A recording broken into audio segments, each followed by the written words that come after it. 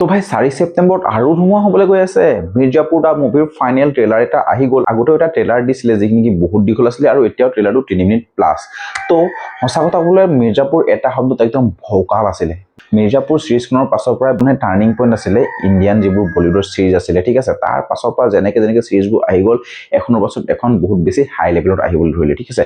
তো ফাইনেলি 3টা ছিজন শেষ হোৱাৰ পাছত মিৰ্জাপুৰ এখন চিনেমা আকাৰত আহিছে। আপোনালোকে ভাবকচোন যদি সেই মিৰ্জাপুৰৰ প্ৰথমখনৰ দৰে যদি সেই ভোকাল, ব্ৰুটেল, ৰিয়েল আৰু একশ্যন তাগৰা লেভেলত দেখিবলৈ পোৱা যায় তেনেহ'লে তাত কেনেকুৱা ধৰণৰ এটা হালা হুলস্থুল হৈ যাব পাৰে। সেন্সৰ বোৰ্ডে যদি একো ধৰণৰ কেঁচি নচলাই আপোনালোকে ভাবক তাৰ যিবোৰ বল্ডনেছ আছিলে, যিবোৰ ডায়লগ আছিলে, যিবোৰ আপোনাৰ একদম গৰম কৰিব পৰা হাইপ আছিলে, কেনেকুৱা ধৰণৰ মানে ক্ৰেজি মুভমেণ্ট আছিলে, সেইখিনি বস্তু কমপ্লিটলি আপোনালোকে একদম ডাঙৰ পৰাত দেখিবলৈ পাব। আৰু চবতকৈ ইম্পৰ্টেণ্ট কেৰেক্টাৰটো মুন্না ভাইয়া যি নেকি ডেড হৈ গৈছিলে, ঠিক আছে। তাৰ পাছত পুনৰ এইটো গোটেই কেৰেক্টাৰটোকে সানমিহলি কৰি পেলাই একদম ফ্ৰেছ এটা ষ্টৰি আনিব চাগে মেবি। কিন্তু কেনেকুৱা ধৰণৰ ষ্টৰি হয় এটা আনটল্ড ষ্টৰি হিচাপে দেখুৱাইছে। নতুন কেৰেক্টাৰ এড হৈছে ৰবি কিষণ, যি নেকি তেখেতৰ কেৰেক্টাৰটো ইয়াতে এটা ভিলেন ৰূপত দেখিবলৈ পাম। আৰু তেখেতৰ কেৰেক্টাৰৰ যিবোৰ ডায়লগ সেই ডায়লগখিনিতো মানে আউটষ্টেণ্ডিং হৈছে।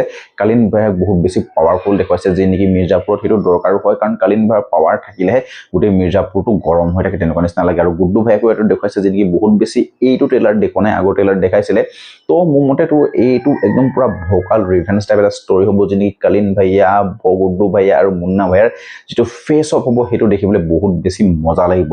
আপোনালোকে চাওক ট্ৰেইলাৰটো কেনেকুৱা ব্ৰুটেল কাটিছে, য'ত নেকি আমি দেখি পাইছোঁ কেনেকুৱা ধৰণৰ কেমেৰা এংগল ৰাখিছে, য'ত নেকি দূৰবীণেৰে চাই থকা স্বত্তেও গুলি সোমাই যায় সেইবোৰ চিন, আৰু প্লাছ যিটো হাতখন কাট খাই যায় সেইটো চিন, যেনেকৈ মুন্না ভাইয়ে গণিত শিকাই থকা এটা চিন। তো আপোনালোকে ভাবক কেনেকুৱা ধৰণৰ চিন ইয়াতে দেখাইছে, আৰু সেইখিনি চিন চাবলৈ হ'লে একদম মানে ভোকাল হৈ যাব, মানে আমি নিজেও একদম ব্লাষ্ট হৈ যাম তেনেকুৱা নিচিনা লাগিছে। তো মোৰ মতেতো মিৰ্জাপুৰ 4 তাৰিখে আহিবলৈ গৈছে ছেপ্টেম্বৰৰ। আপোনালোকে চবেই চাব নিশ্চয় গম পাওঁ, কাৰণ এই চিৰিজখনৰ এটা ফেন ফলোয়িং বহুত বেলেগকৈ আছে। কাৰণ এই চিৰিজখনে আমাক সেই ভোকাল, আমাক সেই ব্ৰুটেল আৰু একদম ডাৰ্ডনাক যিটো বস্তু আমাক দেখুৱাইছিলে মিৰ্জাপুৰ ছিজনৰ ফাৰ্ষ্টখনৰ যিটো ক্লাইমেক্স হৈছিলে, সেই ক্লাইমেক্সটো মানে আউট অফ দ্য বক্স আছিলে। মানে তেনেকুৱা ধৰণৰ ক্লাইমেক্স বহুতে দিব নোৱাৰে মিৰ্জাপুৰ ফাৰ্ষ্টখনে যেনেকুৱা ধৰণৰ দি থৈছে, য'ত নেকি মুন্না ভাইয়ে একো কাৰো ওপৰতে একো দয়া নোপোজে, যিটো একদম ধাৰকে গুলি চলাই, সেইটো ক্লাইমেক্স বেষ্ট ক্লাইমেক্স আছিলে এতিয়ালৈকে, ঠিক আছে।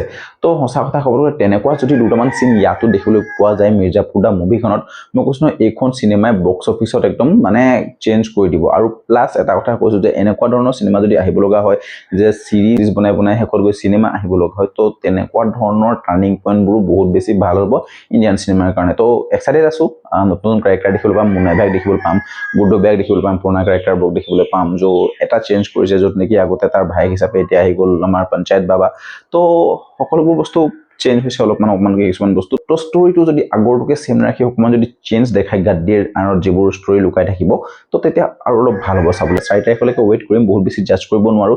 কিন্তু ট্ৰেইলাৰটো মাইণ্ড ব্ল'ৱিং, মানে একো নেগেটিভিটি বা একো কমিয়া নকৰোঁ, ট্ৰেইলাৰটো একদম ভোকাল কৰিবলৈ বহুত বেছি কাফি হৈছে।